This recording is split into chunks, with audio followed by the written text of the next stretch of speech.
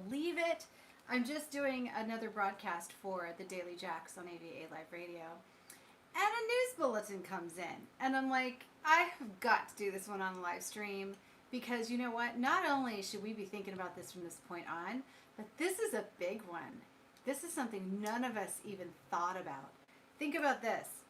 Coronavirus can live on your shoes for up to 5 days.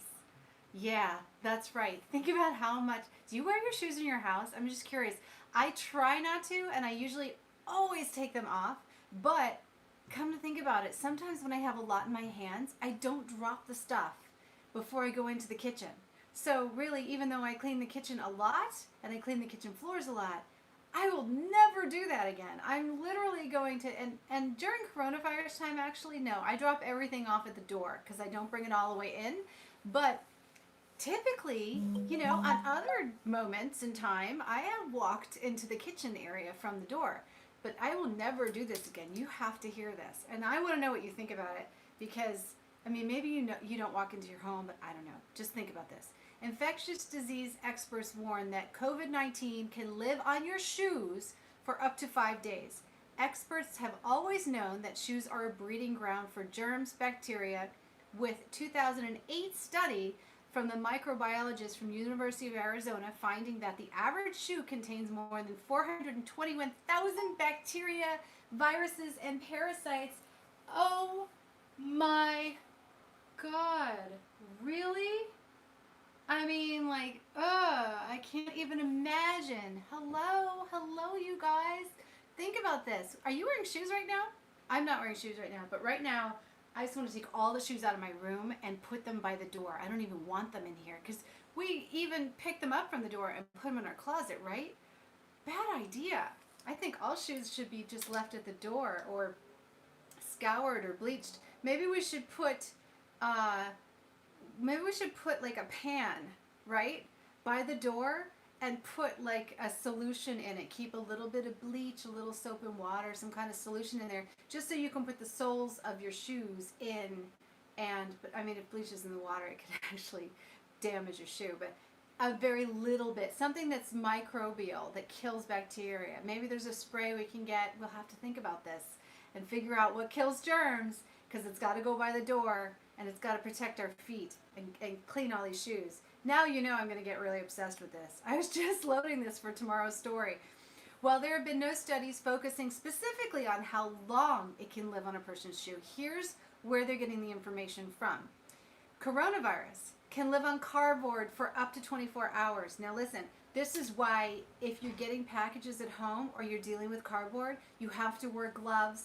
You have to dispose those gloves. You have to throw out the cardboard before and don't bring it into the house. Keep it outside. So if you're picking up packages like Amazon packages, coronavirus can live on those packages for 24 hours. It can live on cardboard.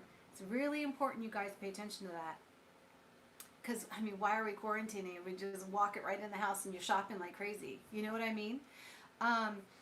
Further, the reason why they think it can be on the shoes is because it lives on other surfaces too. What they have found out is that it can be active on surfaces like plastic, metal. So the bottom of shoes are plastic. So with that in mind, it can live on plastic for 5 days. Yeah, right? So think about that. You spray your shoes and your carpet with disinfectant spray. So smart, so smart. I have I wonder if I have a Febreze spray that doesn't smell too bad. It's not like toxic. It doesn't feel toxic anyway. I have a Febreze spray that says it kills 98% of bacteria. I wonder if it's meant to spray everything because I know that it wouldn't hurt, it wouldn't dye my shoes. Like if I put bleach on my shoes, I'm going to destroy my shoes, right? Because what happens when you get bleach on your jeans, your clothes. It's just they turn white and they just get holes in them. But I got to figure this out because this is really disturbing me. It is. Now I'm getting obsessed, guys. Are you? I'm getting really obsessed with germs these days. I'm starting to feel really strange about it. So anyway, it can remain on your shoes for 5 days. Think about how many times you have walked in, and if you have carpet and if you have wood floors and you have tile floors, you can actually put some bleach in the water and you can sterilize your floors right now, right? You can put a pan by the door, you can spray your shoes and just leave them by the door. I wouldn't even put them in my closet now that I think about it. I'm like, I love my shoes, but man, they are not going to be in my closet after tonight. We're gonna put them by the door and figure out something else to do with shoes. IKEA actually, now I get it. They have this really cool shoe container that you stick on the wall by the door, and like you open it and it's got little cubby holes for the shoes. Brilliant idea if you think about how many bacteria and germs and disgusting things are on our shoes today. That is actually a good idea. And now I realize that's why we have mud rooms, because you really shouldn't bring your shoes into your house. Further, if you're a girl and you have a purse, or you're a guy and you have a briefcase, think about how many times you set your purse on the floor rather than hang it on the back of your chair, or you put it on a table. If you set things on the floor and then you put them on the table, or you come into your kitchen, you put it on the kitchen counter, you may as well walk in with your shoes and stick them right on the kitchen counter because it's on the floor. So anything on the floor is actually going to just be involved in this whole situation. I am thinking about things so differently now. Aren't you guys? There is a little COVID-19 news that I do want to let you know if you're a musician. I thought this was really good, and this is going to be on the show tomorrow morning as well on the Daily Jacks. Okay. Shake that off for a second. Sound royalties. They've opened a $20 million fund for music artists, producers, performers that may be experiencing a current loss of income. The finances will be given out to successful applicants between now and April 16th as royalties advanced earnings on future earnings. So if you've already had past earnings and you do pretty well with that, this might be something for you right now.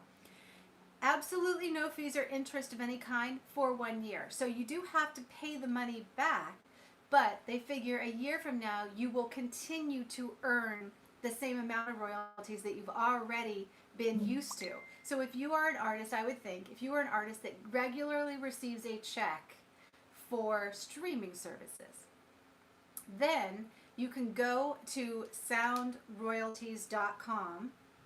Yep, soundroyalties.com and apply based on what you've previously been earning. So if your earnings are starting to go down and you want, like, it's like a loan. You know what I mean? It's a loan based on a no interest loan for 1 year based on what you probably will earn this next year. I would have to imagine that if you have proof of earnings, you could totally qualify for this. So they're putting $20 million behind it. And also Sound Royalties have previously worked with like Lil Wayne and Wyclef Jean, who are backers of this company. And I think that that's a really good piece of news. So that and so much more coming on the show tomorrow morning. I'm just recording it now for 6 a.m. It goes off at AVA Live Radio, and then I'll be back to update not Reverb Nation, but New Release Radar with more new music. And this is my day. So you can see I am actually very busy all day long. You guys just don't think I am because I make it look so easy. All right, guys. Take care, and I will see you back here again very soon.